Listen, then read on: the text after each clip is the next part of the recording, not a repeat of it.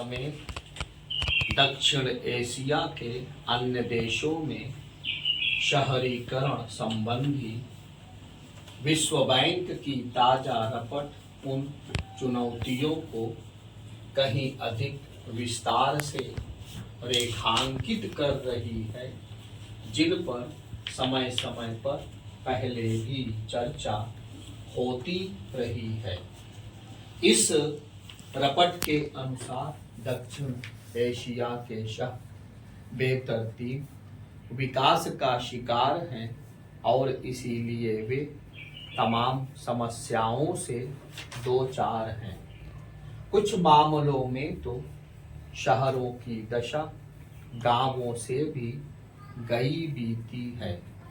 हालांकि हमारे नीति नियंता भी इससे परिचित हैं कि शहरी आबादी में हो रही लगातार वृद्धि से शहरों के बुनियादी ढांचे के साथ साथ उनकी मूलभूत सेवाओं से लेकर उनके पर्यावरण पर भी विपरीत असर पड़ रहा है।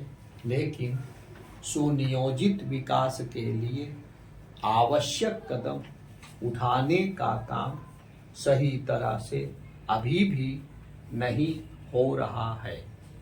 विश्व बैंक ने विश्व स्वास्थ्य संगठन के आंकड़ों के जरिए इसका खास तौर पर उल्लेख किया कि विकसित देशों के करीब 380 शहरों में से दिल्ली प्रदूषित शहरों की सूची में अव्वल है।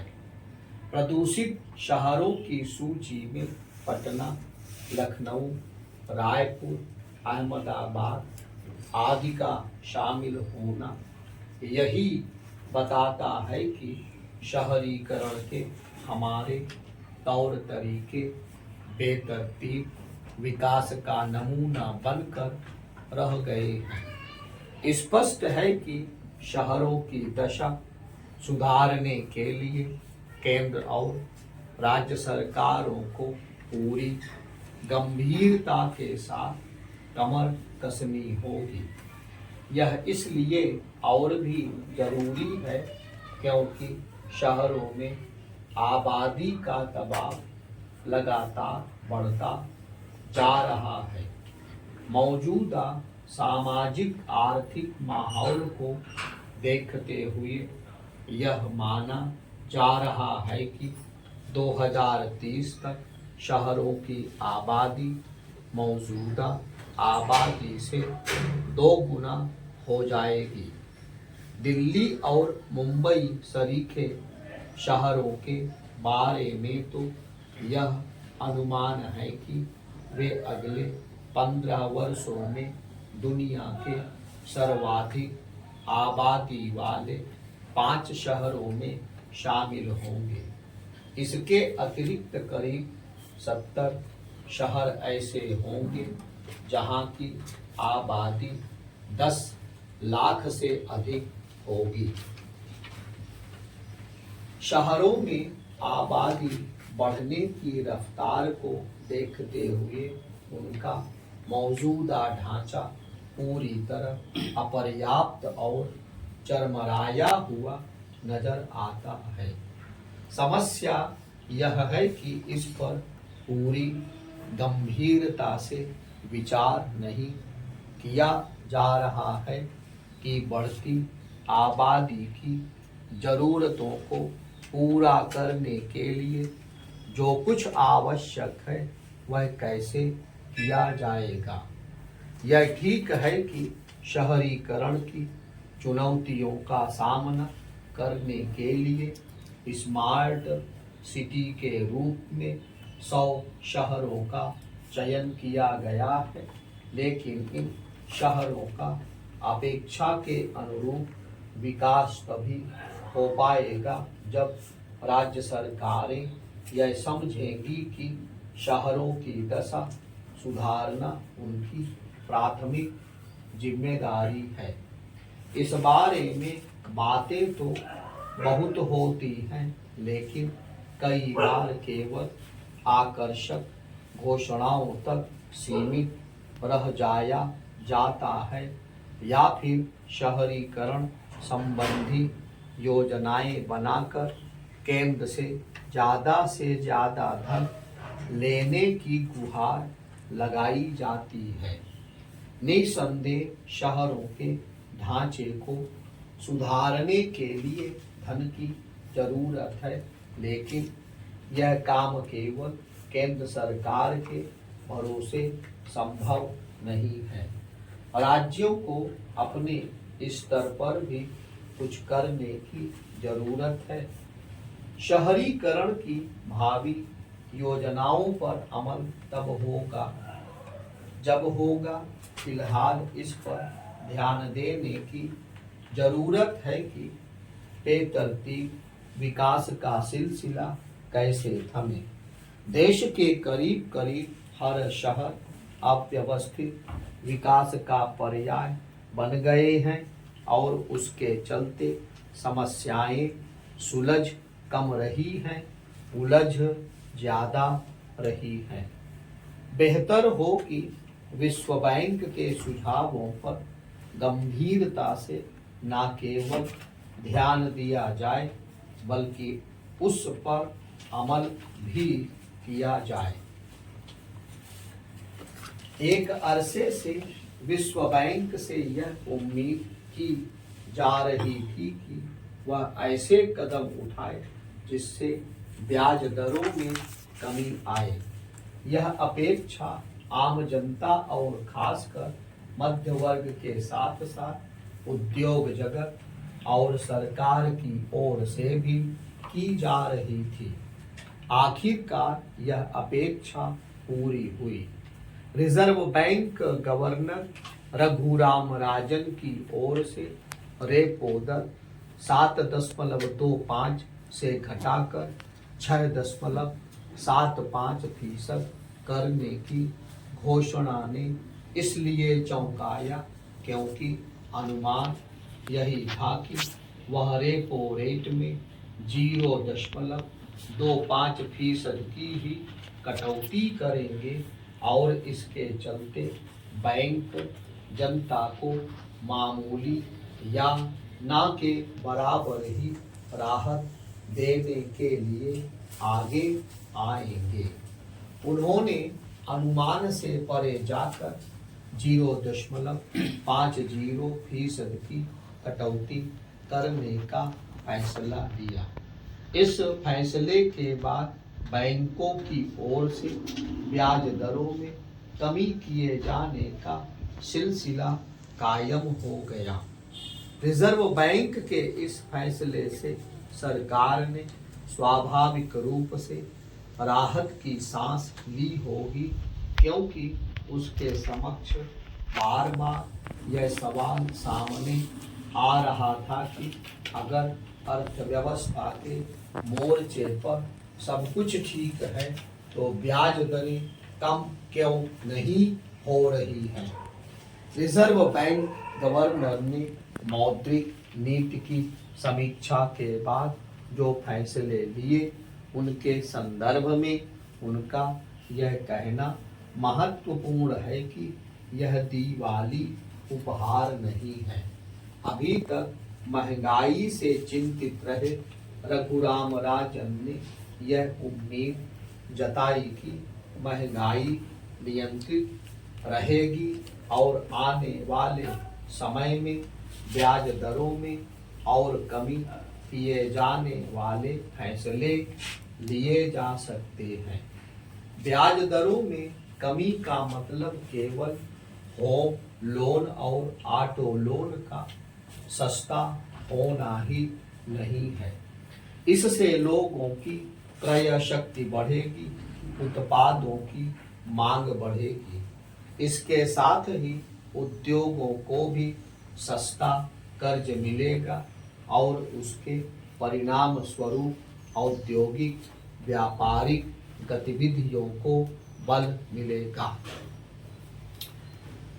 यह उम्मीद की जा सकती है कि सस्ते कर्ज और इसके चलते औद्योगिक गतिविधियों को बल मिलने से निवेश का माहौल बनेगा। ऐसा माहौल बनाने में रिजर्व बैंक का वह फैसला भी मददगार बनेगा जिसके तहत सरकारी प्रतिभूतियों में 5% की विदेशी पोर्टफोलियो निवेश की छूट का रास्ता साफ किया गया है। चूंकि महंगाई के नियंत्रित रहने और उसके चलते भविष्य में भी ब्याज दरों में कमी आने की उम्मीद जताई गई है, इसलिए सस्ते कर्ज के पुराने दौर की फिर से वापसी हो सकती है। इसी के साथ निवेश का बेहतर माहौल अर्थव्यवस्था की गति को रफ्तार देने में सहायक होगा। इसके लिए सरकार के स्तर पर भी अनेक प्रयास किए जा रहे हैं। इन सब प्रयासों के चलते आर्थिक विकास दर में वृद्धि होती है तो रोजगार के नए अवसर पैदा होंगे और इन अवसरों के पैदा होने की प्रतीक्षा सभी को है। चूंकि रिजर्व बैंक के फैसले के चलते ब्याज दरों में ज़्यादा से ज़्यादा कटौती करते हैं तो इसके कारण जमा दरों में भी हेर फेर करना पड़ सकता है और यह स्वाभाविक भी है। चूंकि भविष्य में रिजर्व बैंक के फैसले महंगाई को देखते हुए ही होंगे, इसलिए सरकार को इस पर अतिरिक्त ध्यान देना होगा कि महंगाई फिर से सिर न उठाने पाए। इस संदर्भ में रिजर्व बैंक गवर्नर का यह कहना महत्वपूर्ण है कि अगर शिक्षा और स्वास्थ्य जैसे सेवा क्षेत्रों में महंगाई पर काबू पा लिया जाए तो आगे भी महंगाई को काबू में करना बहुत मुश्किल नहीं होगा। सिलिकॉन वैली के अपने व्यस्त दौरे के समय प्रधानमंत्री नरेंद्र मोदी ने सूचना तकनीक की दिग्गज कंपनियों के प्रमुखों के समक्ष अपने डिजिटल अभियान का जो खाका पेश किया, उसमें शहरों के साथ गांवों में भी तकनीक के प्रचार प्रसार पर बल दिया गया है। इस अभियान को आगे बढ़ाने की तमाम तैयारियों के बावजूद डिजिटल इंडिया के लक्ष्य को पूरा करना आसान नहीं है। यह ठीक है कि प्रधानमंत्री जिन भी कंपनियों के प्रमुखों से मिले उन सभी ने उनके इस अभियान में सहयोग करने की इच्छा जाहिर की और इस संदर्भ में उत्साहजनक घोषणाएं भी की गई, लेकिन भारत में अभी उस ढांचे का निर्माण किया जाना शेष है जो ऐसे किसी अभियान को सफल बना सके। यह सही है कि सूचना तकनीक के क्षेत्र में भारत ने उल्लेखनीय प्रगति की है, लेकिन इसकी भी अनदेखी नहीं की जा सकती कि इस क्षेत्र की तमाम प्रतिभाएं भारत में काम करने के बजाय अमेरिका में काम कर रही हैं और उनके काम का कोई बहुत अधिक लाभ भारत को नहीं मिल पा रहा है।